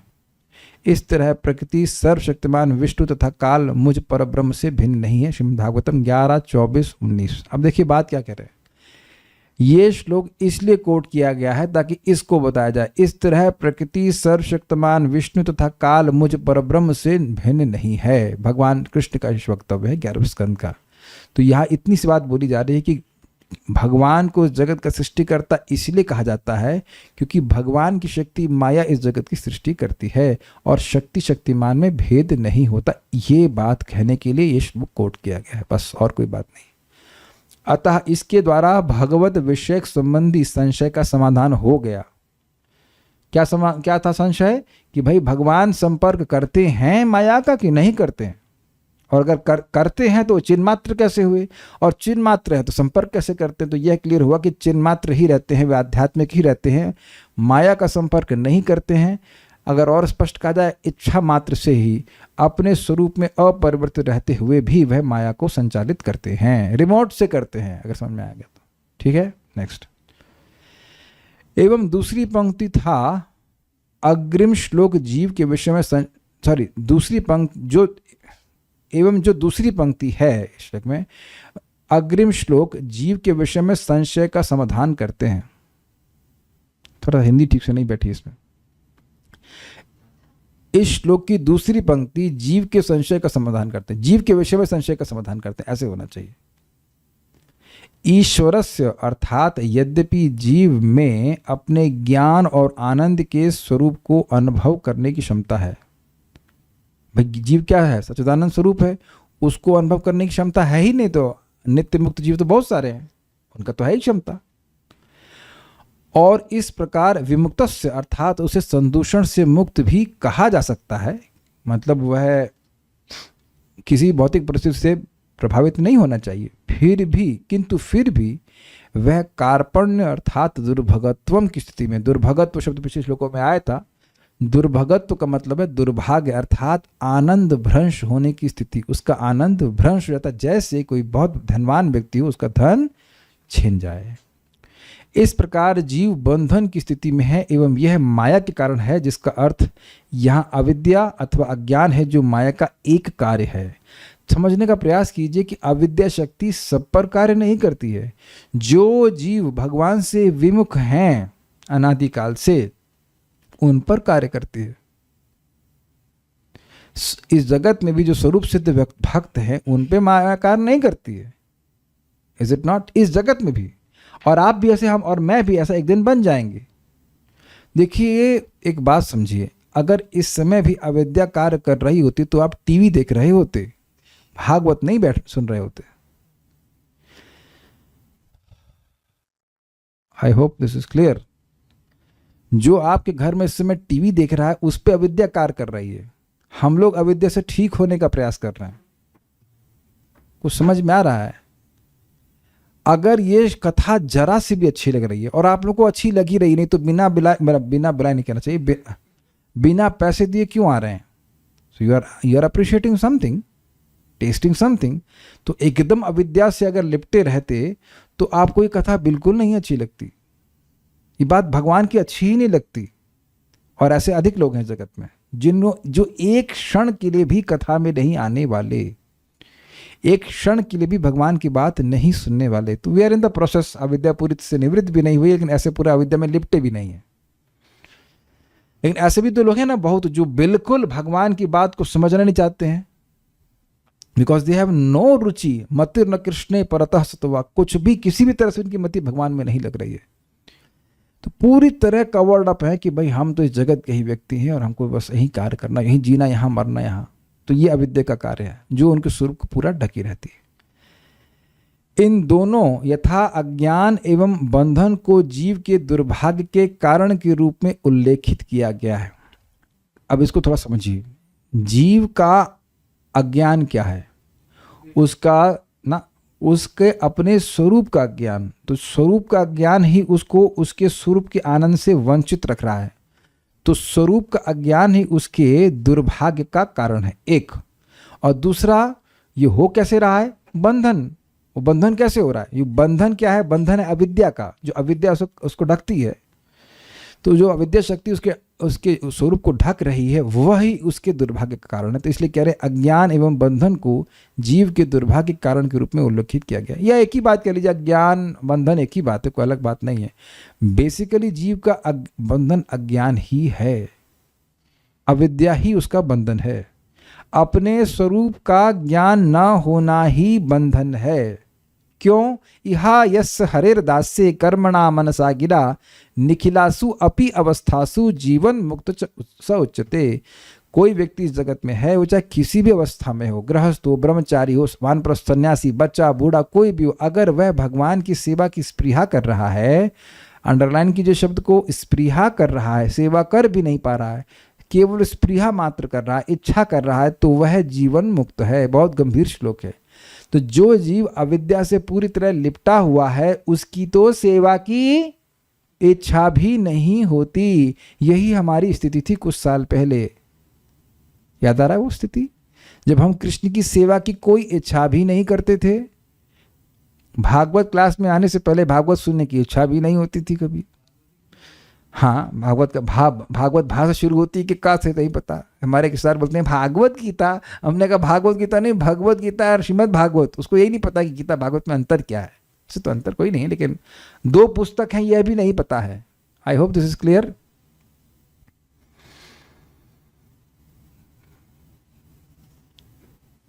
हम ना जब भक्तों को देखते हैं जो गेस्ट अपीयरेंस में आते हैं, तुमको मजा आता है। एक व्यक्ति को बोले क्या नौकरी करना जरूरी है सुबह से शाम तक? हाँ हाँ, इसके बिना तो हम नहीं रह सकते हैं। तो ये है अविद्या। समझाइए। अब ये बताओ कि पैदा होते ही नौकरी कर रहे थे, मान लो आपकी 24 साल में नौकरी, आई डोंट नो 24 साल में नौकरी, 24 साल तो आप बिना नौकरी के जी लिए, और अब आप कह रहे हो कि हम इसके बिना इतने कष्ट के बिना तो हम जी ही नहीं सकते। क्या बोला मैंने ये कहा कि इतने कष्ट के बिना हम नहीं जी सकते। मैंने ये नहीं कहा कि इतने कष्ट में हम नहीं जी सकते, मैंने कहा इतने कष्ट के बिना हम जी ही नहीं सकते। तो ये सब अविद्या का। अब ठीक है, करो नौकरी, सब करना, कोई दिक्कत नहीं, लेकिन कथा के लिए तो समय निकालना चाहिए। अब यही चेंज कैसे होगा बताओ आपके जीवन में? कथा के बिना कैसे जिएंगे? कथा के बिना जी लेंगे? कैसे जिएंगे कथा के बिना भाई? जब ऐसा होने लग जाए कि हम नाम जप के बिना कैसे जिएंगे, कथा के कैसे बिना जिएंगे, भगवान की सेवा के बिना how can I live, how can I exist, तो समझ लीजिए कि विद्या का बंधन समाप्त हो गया। क्लियर समझ में आ रहा है ये चीज? तो जिस जीव की इच्छा होने लगी कि कृष्ण की सेवा करनी है, कृष्ण की सेवा करनी, ये आप लोग को पता है, आप लोग भगवान की सेवा कर रहे हैं अभी कानों से। हाँ, तो ये सेवा करनी है, सेवा करनी, वो चाहे किसी भी अवस्था में हो भगवान का, वह मुक्त है। मैं फिर से रिपीट कर रहा हूँ, ये बात दिमाग में नहीं घुसी होगी। जीव की अगर जीव अविद्या से बंधन में है तो उसका होगा क्या? वह अपने स्वरूप को भूला रहेगा, उसे भगवान से कोई मतलब नहीं रहेगा। जब कोई मतलब नहीं तो कोई सेवा भी नहीं। तो अगर किसी के हृदय में भगवान की सेवा लेश मात्र भी नहीं है तो वह पूरी तरह से ढका हुआ है। ये क्लियर समझ में आया? और कोई जीव भगवान की सेवा कर रहा है या करने की, गलत बोल गया, करने की स्पृहा कर रहा है, तो अब वह बंधन से मुक्त हो गया और सेवा कर रहा है, फिर तो कहना ही क्या। क्या मेरी सटल पॉइंट को समझ रहे हैं? अविद्या ऐसा ढक देती कि भगवान है, अच्छा कौन है? तो जब भगवान है या नहीं इसी में संशय है, तो सेवा का उत्साह कैसे आएगा आप बताइए? अग्रीड? मान लीजिए जिस लड़की की शादी हुई नहीं है तो वो अपने पति की सेवा कैसे करेगी बताइए? जिन लड़कियों की शादी नहीं हुई, बताइए आपने पति की सेवा करना शुरू किया कि नहीं किया? What is this? जब पति डिसाइड नहीं हुआ है, अभी शादी हुई नहीं, पति है ही नहीं, अरे जब पति है ही नहीं तो सेवा कैसे करेंगे? आप मूर्ख हैं क्या? नहीं, अब मैं आपको बात ड्राइव करने के लिए बोला था। जब पति है ही नहीं तो सेवा कैसे? तो ये है जीव की अविद्याग्रसित जीव स्थिति। अभी हमारा निर्धारण हो जाता है कि पति कौन है, स्वामी कौन है, श्री कृष्ण है, और हम सेवा करना शुरू करते हैं। तो ये जीव की मुक्त अवस्था है, चाहे इस जगत में भी क्यों ना हो। जैसे ही आप कृष्ण की सेवा करते हैं तुरंत लिबरेटेड। Is it okay? बड़ी इंटरेस्टिंग बात है कि मान लो कोई नौकरी कर रहा है, हम एक भक्त को याद कर रहे हैं, आज तो यहाँ पे नहीं है, हम उनको बहुत अप्रिशिएट करते हैं। पहले वो नौकरी करते थे तो बोलते थे कि पूरा दिन हम नौकरी ज़रूर करते हैं लेकिन हमारी स्प्रिया होती है कि कब श्रीमद् भागवतम की क्लास होगी, शाम को हम सुनेंगे। So although that she was, I would say she was doing job, but she was not exactly condition. I hope you are getting this point across. आप जानते हैं किसकी बात करना, अब पता नहीं कौन से कहाँ फंस गए कि आ ही नहीं पाते, but I still remember her days of that situation. सुबह ऑलमोस्ट लाइक 8:30 से लेकर 5:30 बजे तक जॉब करते रहते, लगातार उनकी स्प्रिया होती थी कि वह कथा होगी, कथा होगी। तो ऐसे लग रहा है कि नौकरी कर रही है, कर रही है, वो कर रही है, लेकिन liberated. This very very subtle, बहुत सूक्ष्म बात है। तो आप समझ गए होंगे कि अविद्या जीव को ढकी रहती है और वह कृष्ण की सेवा करने का ऑप्शन भी नहीं आने देती, और इसी से जीव का दुख होता है। इसका अर्थ यह है, आपने प्रश्न किया है कि माया के कारण किस प्रकार जीव का ज्ञान विलुप्त हो जाता है, और यदि यह सत्य है कि माया के कारण वास्तव में जीव का ज्ञान नष्ट हो जाता है, तो भगवत शक्ति माया को भगवान द्वारा दंडनीय होना चाहिए, किंतु यह वास्तविक स्थिति नहीं है। पहला प्रश्न था कि भाई ज्ञान कैसे विलुप्त हो जाता, तो उसका उत्तर क्या है भाई कि अचिंत्य शक्ति हो जाता है। अब एक और प्रश्न बन रहा है कि माया के द्वारा, चलो माया ने अचिंत्य शक्ति, माया ने जीव का ज्ञान छीन लिया, तो अगर किसी के बच्चे का लॉलीपॉप कोई छीन लेगा तो गुस्सा नहीं होगा? तो दूसरा प्रश्न था कि भगवान तो हृदय में बैठे हैं, भगवान माया को छीनने ही क्यों दी? तो अब उसको भी रिजॉल्व करने बहुत ध्यान सुनना पड़ेगा। व्यक्ति यह भूल सकता है कि उसकी छाती पर एक रत्न जड़ित लॉकेट लटका हुआ है। होता ना कभी कभी चश्मा लाके पूछते भैया चश्मा कहाँ है, ऐसा हुआ है? मेरे से तो हुआ कभी कभी, या जेब में रखे रहते हैं, कोई वस्तु नहीं ढूंढते रहते, और वह इस बात पर विलाप करे कि उसने रत्न को खो दिया है, अथवा संभवतः वह इस प्रकार है कि मुझ पर भूल से चोरी का आरोप लग जाता है, यद्यपि यह मेरी गलती नहीं है और राज अधिकारी द्वारा मुझे दंडित किया जाता है। तो पॉइंट अभी पूरा समझ में आ जाएगा। अनादि अविद्या सहित जीव की संगति के कारण जीव अपने ज्ञान और आनंद को भूल जाता है तथा देह और दैहिक गुणों के साथ अपनी पहचान करने लगता है, एवं इसके कारण दुर्भगत्व को प्राप्त होता है। तो यदि वह कष्ट भोग रहा है तो यह दोष किसका है? समझ में आया? देखिए सिद्धांत क्या दे रहे हैं। सिद्धांत यह है, कृष्ण भूलिया जीव अनादिर बहिर्मुख। ये श्लोक तो शायद आप याद कर लीजिए। कृष्ण भूलिया जीव अनादिर बहिर्मुख, अतएव माया दे तार संसार दुखी। बहुत गंभीर श्लोक है। अनादि काल से हम बद्ध जीव मैं भगवान से विमुख हैं। तो यानी कि रिस्पॉन्सिबिलिटी किस पे है भले बताइए? जीव के ऊपर है, माया के ऊपर नहीं है। अतएव, अतएव मतलब कारण पहले था, अब आ रहा है अतएव माया दे तार संसार दुख। तो माया की गलती नहीं है। जीव का जो भगवान के प्रति वैमुख्य है कि मुझे भगवान से कोई मतलब नहीं है, मैं भगवान की सेवा नहीं करूंगा, ये उसकी खुद की स्वेच्छा का दुरुपयोग है और इसलिए माया उसको दुख देती है। और ये माया की बहुत अच्छा कार्य है। जब जीव को जगत में दुख मिलता है तब वह दुख भोगते भोगते कई जन्मों के बाद यह प्रश्न करेगा जरूर कि ये मुझे दुख क्यों मिल रहे हैं, और संभावना है तब कि वह भगवान की भक्ति को स्वीकार कर ले जब उसे दी जाए। क्या ये विज्ञान समझ रहे हैं? उम्मीद है कि ये पॉइंट आपको समझ में आ जाए तो माया को दोष नहीं देंगे। समझ पा रहे हैं? हम लोग स्वयं रिस्पॉन्सिबल हैं। We can't blame it on Maya, we can't blame it on Krishna also. मैं भगवान से विमुख होने की इच्छा रखा हूं अनादिकाल से। अब आप कहें कब? जब बोल दिया अनादि मतलब बिगिनिंग लेस, इसका कोई टाइम फ्रेम नहीं है कि कब आपने ऐसी इच्छा करी। इस जगत में भी तो लोग बीमार पड़ जाते हैं तो पता चलता है कि वायरस किस समय आया, किस टाइम आया। वो एनोफिलीज मॉस्किटो से ही होता है ना, मलेरिया होता है फीमेल एनोफिलीज मॉस्किटो से। तो आप डॉक्टर के पास जाके पूछते हो सर ये बताइए कि मच्छर काटा कब? हम तो ब्रह्मचारी हैं, हमको फीमेल मस्किटो क्यों काटा, व्हाटएवर, ये तो भाई रेगुलेटरी प्रिंसिपल ब्रेक हो रहे हैं, व्हाट इज दिस। ऐसे कोई प्रश्न हम बेवकूफ़ी के नहीं करते। जब इस जीवन में मलेरिया कब हुआ नहीं पकड़ पाते, अटकलबाजी चलती है, तो अब इस जगत में हम इस बीमारी से ग्रसित कब हुए इसका कोई हिसाब नहीं है, लेकिन ग्रसित हैं ये स्पष्ट दिख रहा है, क्योंकि हम अपनी पहचान देह से कर रहे हैं। तो यानी आप, अब सेकंड कोई पॉइंट था कि भगवान बैठे हैं तो माया कैसे पकड़ती है। अरे तुमने खुद पकड़ा हुआ है माया को। तो हाँ, एक भक्त कह रहे हैं कि जब हम अपनी स्वेच्छा का दुरुपयोग करते हैं तब माया पकड़ती है। जी हाँ, क्या झापट दिया, क्या श्लोक है जो, कृष्ण भूलिया जीव भोग वांछा करे, निकटस्थ माया तारे झापट ये दे। आओ आओ आओ आओ आओ मेरी गोद में आओ। कभी कभी देखा, वो कभी कभी ऐसा होता है, बड़ा इंटरेस्टिंग एग्जाम्पल है कि माँ की गोद में ही बच्चा रोता रहता है, तो आंटी बोलती ओ मेरे पास आओ, मेरे पास आओ, समझा है। तो अब माँ से ज़्यादा प्रेम आंटी नहीं देने वाली है।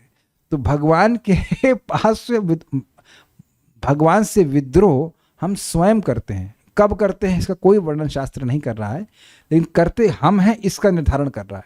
बाद में जाके पूछ लेना भगवान से कब किया था, जब वैकुंठ पहुंच जाना, then it will not be any of any value.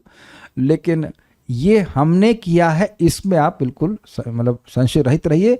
इसमें ना तो भगवान दोषी हैं और ना माया दोषी है, अपितु माया जब दुख देती है तो हमारे लिए अच्छा है। अच्छा ये भक्तों ये बात बताइए, कभी जीवन में कुछ कष्ट आया शरीर का बहुत ज़्यादा, और कभी ऐसा हुआ है कि अरे यार क्यों है इस जगत में। क्या आप लोगों को कभी ऐसी फीलिंग आई? एक हमको भी कभी कभी आई है। धनंजय बेटा आपकी तो अभी उम्र बढ़ती हुई है, अभी तो आप बहुत छोटे हैं, आपको कौन सा बहुत बड़ा दुख आ गया, मान ले आप। और जिन लोगों को नहीं आया है तो don't pray for it, will come on its own. और मान लीजिए शरीर का दुख नहीं आया, चलिए कभी इमोशनल ब्रेकअप्स हुए, I mean some they are more frustrating and you feel more helpless than bodily difficulties. हुआ होगा, यहाँ आप सबके दर्द हम खुलवाने नहीं चाहते हैं, सभी लोग दुखी हैं, एक ही ताली के चट्टे बट्टे। तो आ ही जाता है भाई इस जगत में नहीं आना दोबारा। तो ये बहुत अच्छा है। अरे सब लोग ठीक है ठीक है ठीक है, हम सबका दुख दूर करने के लिए कथा बोल रहे हैं, जानते हैं कि सब लोग दुखी हैं, कलयुग में दुखी ना हो तो क्या है। तो आप समझ गए ना, अगर एकदम सब बढ़िया चल रहा होता तो कभी आप भक्ति में आने वाले थे? कभी नहीं आने वाले थे। तो माया वस्तुतः सेवा कर रही है दुख दे करके। तो प्रश्न व्यक्ति करेगा कि भाई जगत में दुख क्यों है, मैं ही क्यों दुख भोग रहा हूँ। वैसे बगल वाला भी भोग रहा है, लेकिन जब अपने पे आता तो वैसे तो मैं ही क्यों दुख भोग रहा हूँ। ओके, तो अपनी गलती के लिए मान लीजिए मैं मिर्ची का अचार खाऊं और फिर मैं आपको गाली दूं, भाई मुझको बड़ी एसिडिटी हो रही है, तब ये तो यार संगत बात नहीं है। मिर्ची तुम खाते हो और तो एसिडिटी तुमको हुई और गाली हमें दे रहे हो, ठीक है। और मैं खोल के बोल रहा हूँ, देखिए भगवान सब कुछ करते हैं और सब कुछ कर सकते हैं, एक कार्य वो नहीं करते हैं और वो है हमारी अल्प स्वाधीनता में हस्तक्षेप नहीं करते। क्योंकि अगर वो ऐसा करेंगे तो हम उनसे प्रेम नहीं कर पाएंगे। इसीलिए तो भगवान ने गीता का सारा उपदेश देने के बाद अर्जुन को क्या कहा, विमर्श तद अशेषेणा यथा इच्छा से तथा करो। तो मैंने जो कुछ बोला है उस पर विचार करो, उसके बाद तुम्हारी जो इच्छा हो करो। यही प्रेम है कि नहीं है? जब आप किसी से प्रेम करते हैं तो स्वेच्छा से प्रेम करते हैं, अग्रीड, जबरदस्ती नहीं। जबरदस्ती किसी से प्रेम नहीं करा सकते। तो इसलिए भगवान भी न्यूट्रल रहते हैं जब तक आप भक्ति नहीं करते। जब आप भगवान की कथा सुनने लगते हैं, भगवान का जप करने लगते हैं, तब भगवान क्या करते हैं, ददामि बुद्धि योगम तम ये नमाम अपयन्ति ते प्रविष्ट कर्ण रंधिना स्वाना भाव सरोरुहम। जब हम भगवान की कथा सुनते हैं तो भगवान परमात्मा के रूप में न्यूट्रल नहीं रहते हैं। अब तो आपने बहुत बड़ा कार्य कर दिया ना, भगवान की भागवत सुन ली है, तो अब भगवान अंदर से आपको आसक्त करते जा रहे हैं। जो भक्त अनुभव करते होंगे कि बीच बीच में ब्लूप करने के बाद, ब्लूप समझते हैं, जैसे कोई पत्थर है वो पानी में गिरता है तो प्लुप करके आ जाती है, ऊपर पत्थर दिखाई नहीं पड़ता, उसे कहते हैं ब्लूप होना। तो बीच बीच में भक्त ब्लूप हो जाते हैं भक्ति से, मतलब 15 दिन 20 दिन। अरे जो अच्छे लोग हैं उनकी बात नहीं कर रहा हूँ, जो लोग गेस्ट अपीयरेंस में, तो फिर देखते लगता है कि बाहर कुछ लग रहा सुख है, फिर भगवान अंदर से बुद्धि देते, तुम्हें सुख मिला बेवकूफ़? नहीं मिला, ठीक है वापस चलो कथा में। कि बहुत से होता है लोगों के संग। तो ऐसा लोग भगवान सबके संग नहीं कर रहे। अगर सबके संग कर रहे होते तो सब लोग कथा में आ गए होते, दुनिया की सारी जनता आ जाती कथा में। सबके संग नहीं कर रहे, जिसको भक्ति का संपर्क मिलता है उसी के संग होता है।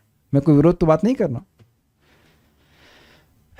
Once you have surrender to Krishna, Krishna छोड़ते नहीं है, छोड़ते नहीं है।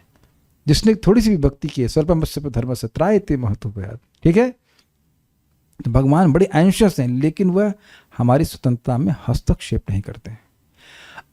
अविद्या की संगति द्वारा अपनी शक्तियों को खोकर वह एक दुराचारी पत्नी से युक्त पुरुष की भांति भटकता रहता है।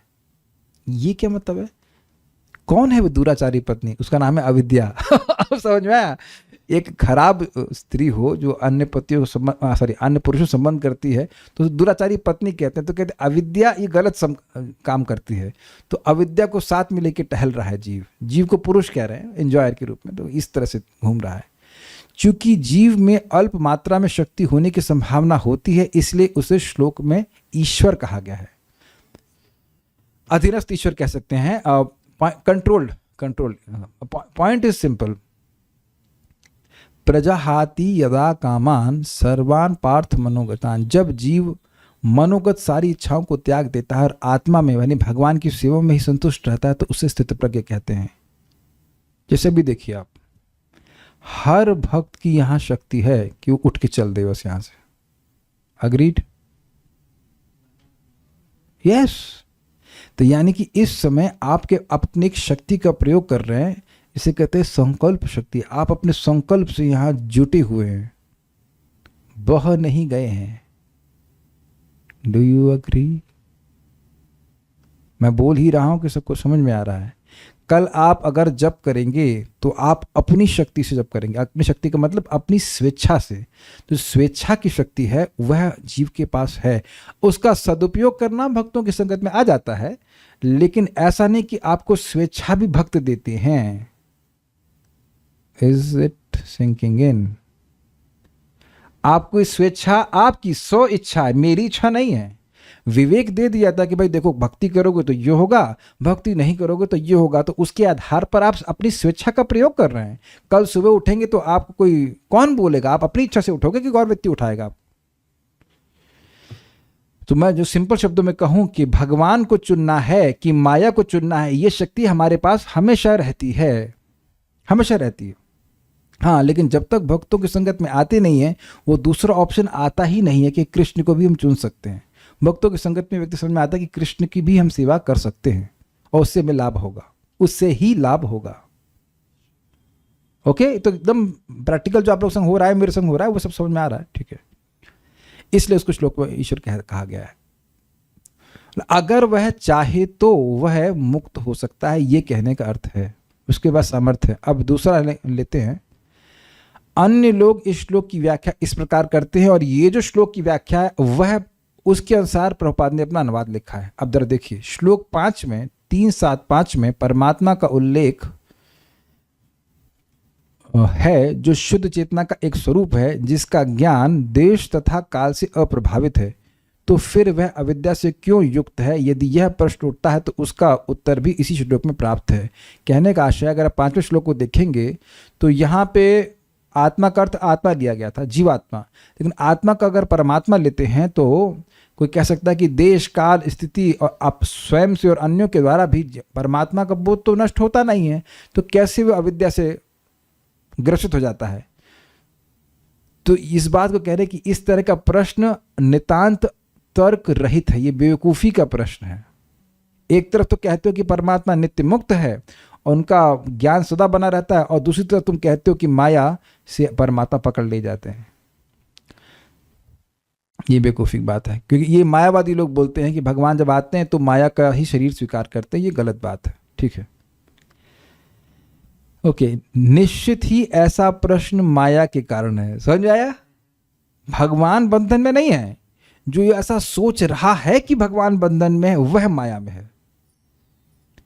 क्योंकि यदि माया के पास मोहित करने की ऐसी शक्ति नहीं होती तो ऐसा प्रश्न होता ही नहीं। समझ आ गया? माया है इसलिए ऐसे बेवकूफ़ी के प्रश्न किए जा रहे हैं। ऐसा इसलिए है क्योंकि यह माया न्याय के विपरीत चलती है। इस नीति के विरोध को ही कहते हैं मतलब माया तो कुछ भी प्रस्तुत कर देगी। तो जो बात बोली जा रही है वो नितांत बेवकूफ़ी की है कि एक तरफ तो कहते हो कि भगवान का ज्ञान कभी नष्ट नहीं होता है, भगवान पूरी तरह से मुक्त हैं, किसी वस्तु से किसी भी चीज़ से परेशान नहीं हो सकते, प्रभावित नहीं हो सकते, परेशान नहीं प्रभावित नहीं हो सकते, और दूसरी तरफ कहते हो कि माया से वो कैसे जुड़ जाते हैं। तो तुम्हारा प्रश्न ही गलत है। अच्छा, दूसरी बात आप कहेंगे तो ये तो बात जीवात्मा के लिए भी कह रहे थे, लेकिन जीवात्माओं के संग तो होता हुआ आप देख रहे हो, परमात्मा के संग होते हुए कहाँ देख रहे हो आप? हमने बहुत पहले प्रथम स्कंद में सुना था कि भगवान श्री कृष्ण की अत्यंत सुंदर पत्नियां थी कि देवता भी भ्रमित हो जाते थे, लेकिन माया भगवान की मन को वह न शेकू, वह हिला ना सकी। भगवान कभी भी माया के प्रभाव में नहीं है। भाई जब जीवात्मा के बारे में बात की जा रही तो जीवात्मा तो माया में है ही, दिख ही रहा है, लेकिन आपको ऐसा कौन सा प्रमाण मिला कि भगवान माया में है? ऐसा तो कोई प्रमाण शास्त्र से नहीं सुनाई पड़ रहा है। तो आप ये प्रश्न कर ही क्यों रहे हो? इसलिए कर रहे हो क्योंकि आप माया में हैं, इसलिए आपको मायावादी कहेंगे। समझ में आ गया? ये बेवकूफ़ी का प्रश्न। जो भी कहता है कि कृष्ण इसलिए मर गए, कृष्ण से ये हो गया, कृष्ण में माया आ गई, कृष्ण को शाप लग गया, ये सब बातें मूर्खतापूर्ण हैं। तो इसीलिए प्रभुपाद जी ने ऐसा अनुवाद किया। कुछ लोग कहते हैं कि एक तरफ कृष्ण भगवान जो है परमात्मा कृष्ण वो पूरी तरह से मुक्त हैं, और दूसरी तरफ कहते हैं माया से जुड़े हुए। तो ये बात नितांत ही तर्क रहित है, और ये बेवकूफ़ी की बात है, तर्क रहित है। ये इसीलिए हो रहा है क्योंकि माया न्याय के विपरीत कार्य करती है। न्याय नहीं है ना कि एक तरफ परमात्मा को आप बोलते हो कि बिल्कुल मुक्त है और दूसरी तरफ उनको बद्ध बना देते हो, ये तो गलत बात है ना। कार्पण्यम अर्थात यह विचार में त्रुटि है कि परमात्मा को मोहित तथा एक जीव समझना कार्पण्य अर्थात भूल है और बंधन है। यही बंधन है व्यक्ति का। इसी कारण से जब तक जीव भगवान कृष्ण को माया से कवलित मानता रहेगा, माया के अधीन मानता रहेगा, वह स्वयं माया के अधीन रहेगा। ये जीवात्मा का मूल अपराध है कि वह भगवान श्री कृष्ण को एक जीवात्मा माने और एक जीवात्मा को भगवान माने। यही सबसे बड़ा अपराध है। जैसे लोग भगवान के विग्रह को देखते कहते तो पत्थर है, तुम्हारा दिमाग में भूसा भरा हुआ है। सही बात है, शास्त्र तो नहीं कहता है, तुम ही देखने वाला। तुमने कभी देखा है भगवान को खाते हुए? तुमसे पूछो, तुमने कभी देखा है अपने लीवर को? आप में से कितने लोगों ने अपने लीवर को देखा है? नहीं, कोई नहीं हाथ उठा। इसका लीवर नहीं है। अच्छा, बुद्धि को देखे हैं? दिखाओ बुद्धि को। बुद्धि, मन, हाँ। आकाश देखे हैं क्या? आकाश घेर तो रहे हैं, लेकिन आकाश देखे तो नहीं। प्लॉट बना रहे ना आकाश घेर घेर कर। तब इस तरह की बातें लोग करते हैं। शुद्ध चैतन्य परमात्मा माया द्वारा मोहित नहीं हो सकते, परंतु जीव सदैव मोहित होता है। अतः यह कहना उचित है कि परमात्मा कभी मोहित नहीं होते। अच्छा, तो फिर और कौन है जो अपनी माया से एक साथ मोहित तथा अप्रभावित रह सकता है? मतलब ये एक प्रश्न उठा रहे हैं, भक्त लोग उठा रहे हैं कि अब ये बताओ कि माया किसकी है? भगवान की। तो आप कहते हो, एक तरफ कहते हो हाँ, तो और सिद्धांत क्या था? शक्ति कभी शक्तिमान को दबा नहीं सकती। ये भी आप सुन चुके हैं। शक्ति कभी शक्तिमान पे तो ना हावी हो जाएगी। सूर्य की किरणें कभी सूर्य पे हावी तो ना हो सकती हैं। तो आप ये जो बोल रहे हो कि भाई भगवान माया से प्रभावित हो जाते हैं, तो ये बिल्कुल विपरीत सिद्धांत बोल रहे हो। एक तरफ तो कह रहे हो कि माया भगवान की, अर्थात माया भगवान के अधीन है, तो भगवान से प्रभावित नहीं होने चाहिए, और दूसरी तरफ कह रहे हो कि भगवान से प्रभावित हो जाने चाहिए। तो एक ही समय में व्यक्ति प्रभावित और अप्रभावित कैसे हो सकता है? तो बेवकूफ़ी की बात है। अचिंत नहीं है, ये बेवकूफ़ी है। ये चिंतन के अंदर आ रहा है, ये बेवकूफ़ी है, ये अचिंत नहीं है। ये मूर्तापूर्ण बात है, और ये माया के द्वारा है। ऐसी मूर्ता माया ही कराती है। क्योंकि लोग कहते हैं आप पहले भगवान थे, पता है आपको, लेकिन माया ने आपको पकड़ लिया और इसलिए आप भूल गए। अब आप थोड़ी तपस्या करेंगे तो आपको समझ में आ जाएगा कि आप भगवान हैं। ये बेवकूफ़ी की बात है। जो कोई भी ऐसे प्रश्न पूछता है अथवा अतिशय कल्पना से यह निष्कर्ष निकालता है, वह ही माया द्वारा मोहित है। समझ में आया? जो ये कहता है कि भगवान माया से पकड़ ले जाते हैं, या हाँ, ये नहीं, भगवान माया से कैसे पकड़ ले जाते हैं ऐसा प्रश्न करता है, या सोचता है कि भगवान माया से पकड़ लिए गए हैं, तो वह माया में है, वो मोहित होता है। आगे भी, अभी तात्पर्य पूरा नहीं हुआ, कंटिन्यू। परमात्मा तथा जीवात्मा सूर्य और सूर्य की किरण के समान हैं, जिनकी गुणों की समानता भी है किंतु वे भिन्न भी हैं। क्लियर? एक चेतन है और दूसरा मात्र चित्कर्ण स्वरूप है। भगवान पूर्ण कॉन्शियसनेस है और हम लोग एटॉमिक कॉन्शियसनेस हैं। अतः यह उचित सिद्धांत है। छाया तथा प्रकाश की किरणें सूर्य से उत्पन्न होती हैं और सूर्य के समान कण हैं। किरणें सूर्य के समान कण हैं। सूर्य के समान किरणें मतलब सूर्य के जैसे प्रकाशमान कण हैं। सूर्य की किरणें, छाया नहीं। वे सूर्य से भिन्न नहीं हैं किंतु सूर्य से भिन्न भी हैं। आपके घर में अगर सूर्य की रोशनी आती तो क्या सूर्य ही आ जाता है? समझ आ गया? इजी है। लेकिन आप यह भी नहीं कह सकते कि सूर्य नहीं आया है। बस इसी प्रकार यद्यपि माया शक्ति और जीव शक्ति परमेश्वर से प्रकट होती हैं, उद्भूत का मतलब होता है प्रकट होती हैं, एवं अनादि काल से भगवान से विलग नहीं है, तथापि स्वरूप से वे भगवान से भिन्न हैं।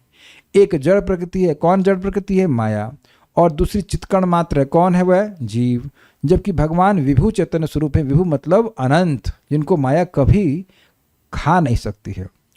पुंसोस्ति प्रकृति नित्या प्रतिछाये व भास्वत। भगवान की प्रकृति शाश्वत है और भगवान के प्रतिबिंब के रूप में देदीप्यमान रहती है। यह उदाहरण आयुर्वेद के ग्रंथ से प्राप्त है, मतलब is a reflection of Krishna. जीव शक्ति का वर्णन श्रुति में किया गया है। यथाग्ने शूद्रदा विस्फुलिंगा व्युच्चरन्ति इत्येव विमात्मनः। जिस प्रकार अग्नि से निकली एक छोटी सी चिंगारी इधर उधर भटकती रहती है, उसी प्रकार जीव भी इधर उधर भटकता रहता है। बृहद आरण्य के उपनिषद 2.2.20 इसको समझिए। आपने कभी देखा है होली की, आपने अग्नि देखी होगी लकड़ी की, तो उसमें अग्नि उठती रहती है और छोटी छोटी चिंगारी चिट चिट चिट चिट करके इधर उछटती हैं, इधर उछटती। उछटना समझते हैं? जैसे कि तेल की बूंद कभी उछटती है ऐसे करे, तो उसी तरह अग्नि की चिंगारी उछटती है और फट से बुझ जाती है। देखा है आपने? होलिका दहन में जरूर देखा होगा। तो उसी प्रकार से भगवान महान अग्नि के समान है और जीवात्मा छोटी छोटी विस्फुलिंग है जो विभिन्न शरीरों में उछट के पड़ी है। आप समझ रहे हैं मेरी बात को? जो आप लोग और मेरे सबके देह हैं, ये हम लोग उछट के इस शरीर में गिरे हैं। Is it okay? अंडरस्टूड? समझ आ गए एग्जाम्पल? और इसके बाद आगे भी और कोई देवता में है, कोई कहाँ है, समय अलग अलग जगह उछट के गिरे हुए हैं। चींटियां हैं, तो उन सब में एक जीवात्मा है कि नहीं? तो वो एक छोटे से अग्नि के स्पार्क की तरह समझे, जो कि कहीं जाके गिर गया। अणु है, कहीं जाके गिरा हुआ है, एक देह को प्राप्त हुआ है, उस अर्थ में एकदम। आई थिंक ये दृष्टांत बिल्कुल क्लियर है। नेक्स्ट, अब ये आखिरी श्लोक है शायद इसका। अपरेम तस्त्वन्याम प्रकृतिम विद्धि में पराम जीवभूता महाबाहो ये दम धार्यते जगत। हे महाबाहो अर्जुन, इनके अतिरिक्त मेरे एक अन्य पराशक्ति है जो उन जीवों से युक्त है जो इस भौतिक अपरा प्रकृति के साधनों का विदोहन कर रहे हैं। भगवत गीता 7.5। तो ये भी यहाँ पे बताया गया किस प्रकार से दो शक्तियाँ हैं। एक है अपराशक्ति यानी कि भौतिक शक्ति, जड़ शक्ति माया, और पराशक्ति अर्थात जीव। कोई प्रश्न है? प्रभुपाद का तात्पर्य हम कर लेंगे। If devotees have cleared their covering of Maya, then why do we sometimes fall in Maya? Then you are in Maya. देखिए, अगर कृष्ण की सेवा की इच्छा है तो आप क्या करेंगे? करेंगे सेवा। Very good.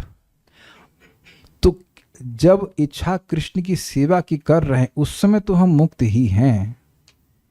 अब उसको कवर अप करके अगर इसको छोड़ करके हम माया की सेवा करने लगते हैं, तो तब हम माना जाए कि उस समय हम बंधन में हैं। लेकिन जितने समय हम कृष्ण की सेवा कर रहे हैं, उस समय तो निश्चित रूप से बंधन में नहीं है। प्रभुपाद उसको बड़ा स्पष्ट करते हैं कि यदि कोई शिष्य है, कोई भी भक्त है, वह भक्तों की शरण में आया और अब उसने निर्णय कर लिया कि आज से हम माया की सेवा करेंगे ही नहीं। भाई, सोना माया की सेवा नहीं कही जाती है।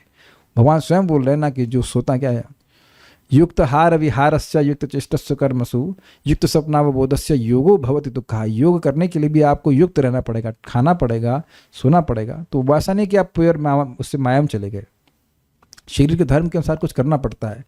लेकिन इंद्रिय तृप्ति जब हम करते हैं, तो अगर कोई निश्चय कर लिया कि आज से हम अब इंद्रिय तृप्ति करेंगे ही नहीं, तो उस दिन से उसे मुक्त ही मानिए। मैं एग्जाम्पल दूंगा। विभू चैतन्य नाम के एक प्रभु थे, प्रभुपाद जी के शिष्य, और काफ़ी लेट उम्र में वे प्रभुपाद के पास आए थे और उन्होंने प्रभुपाद जी को 1 रुपया दिया।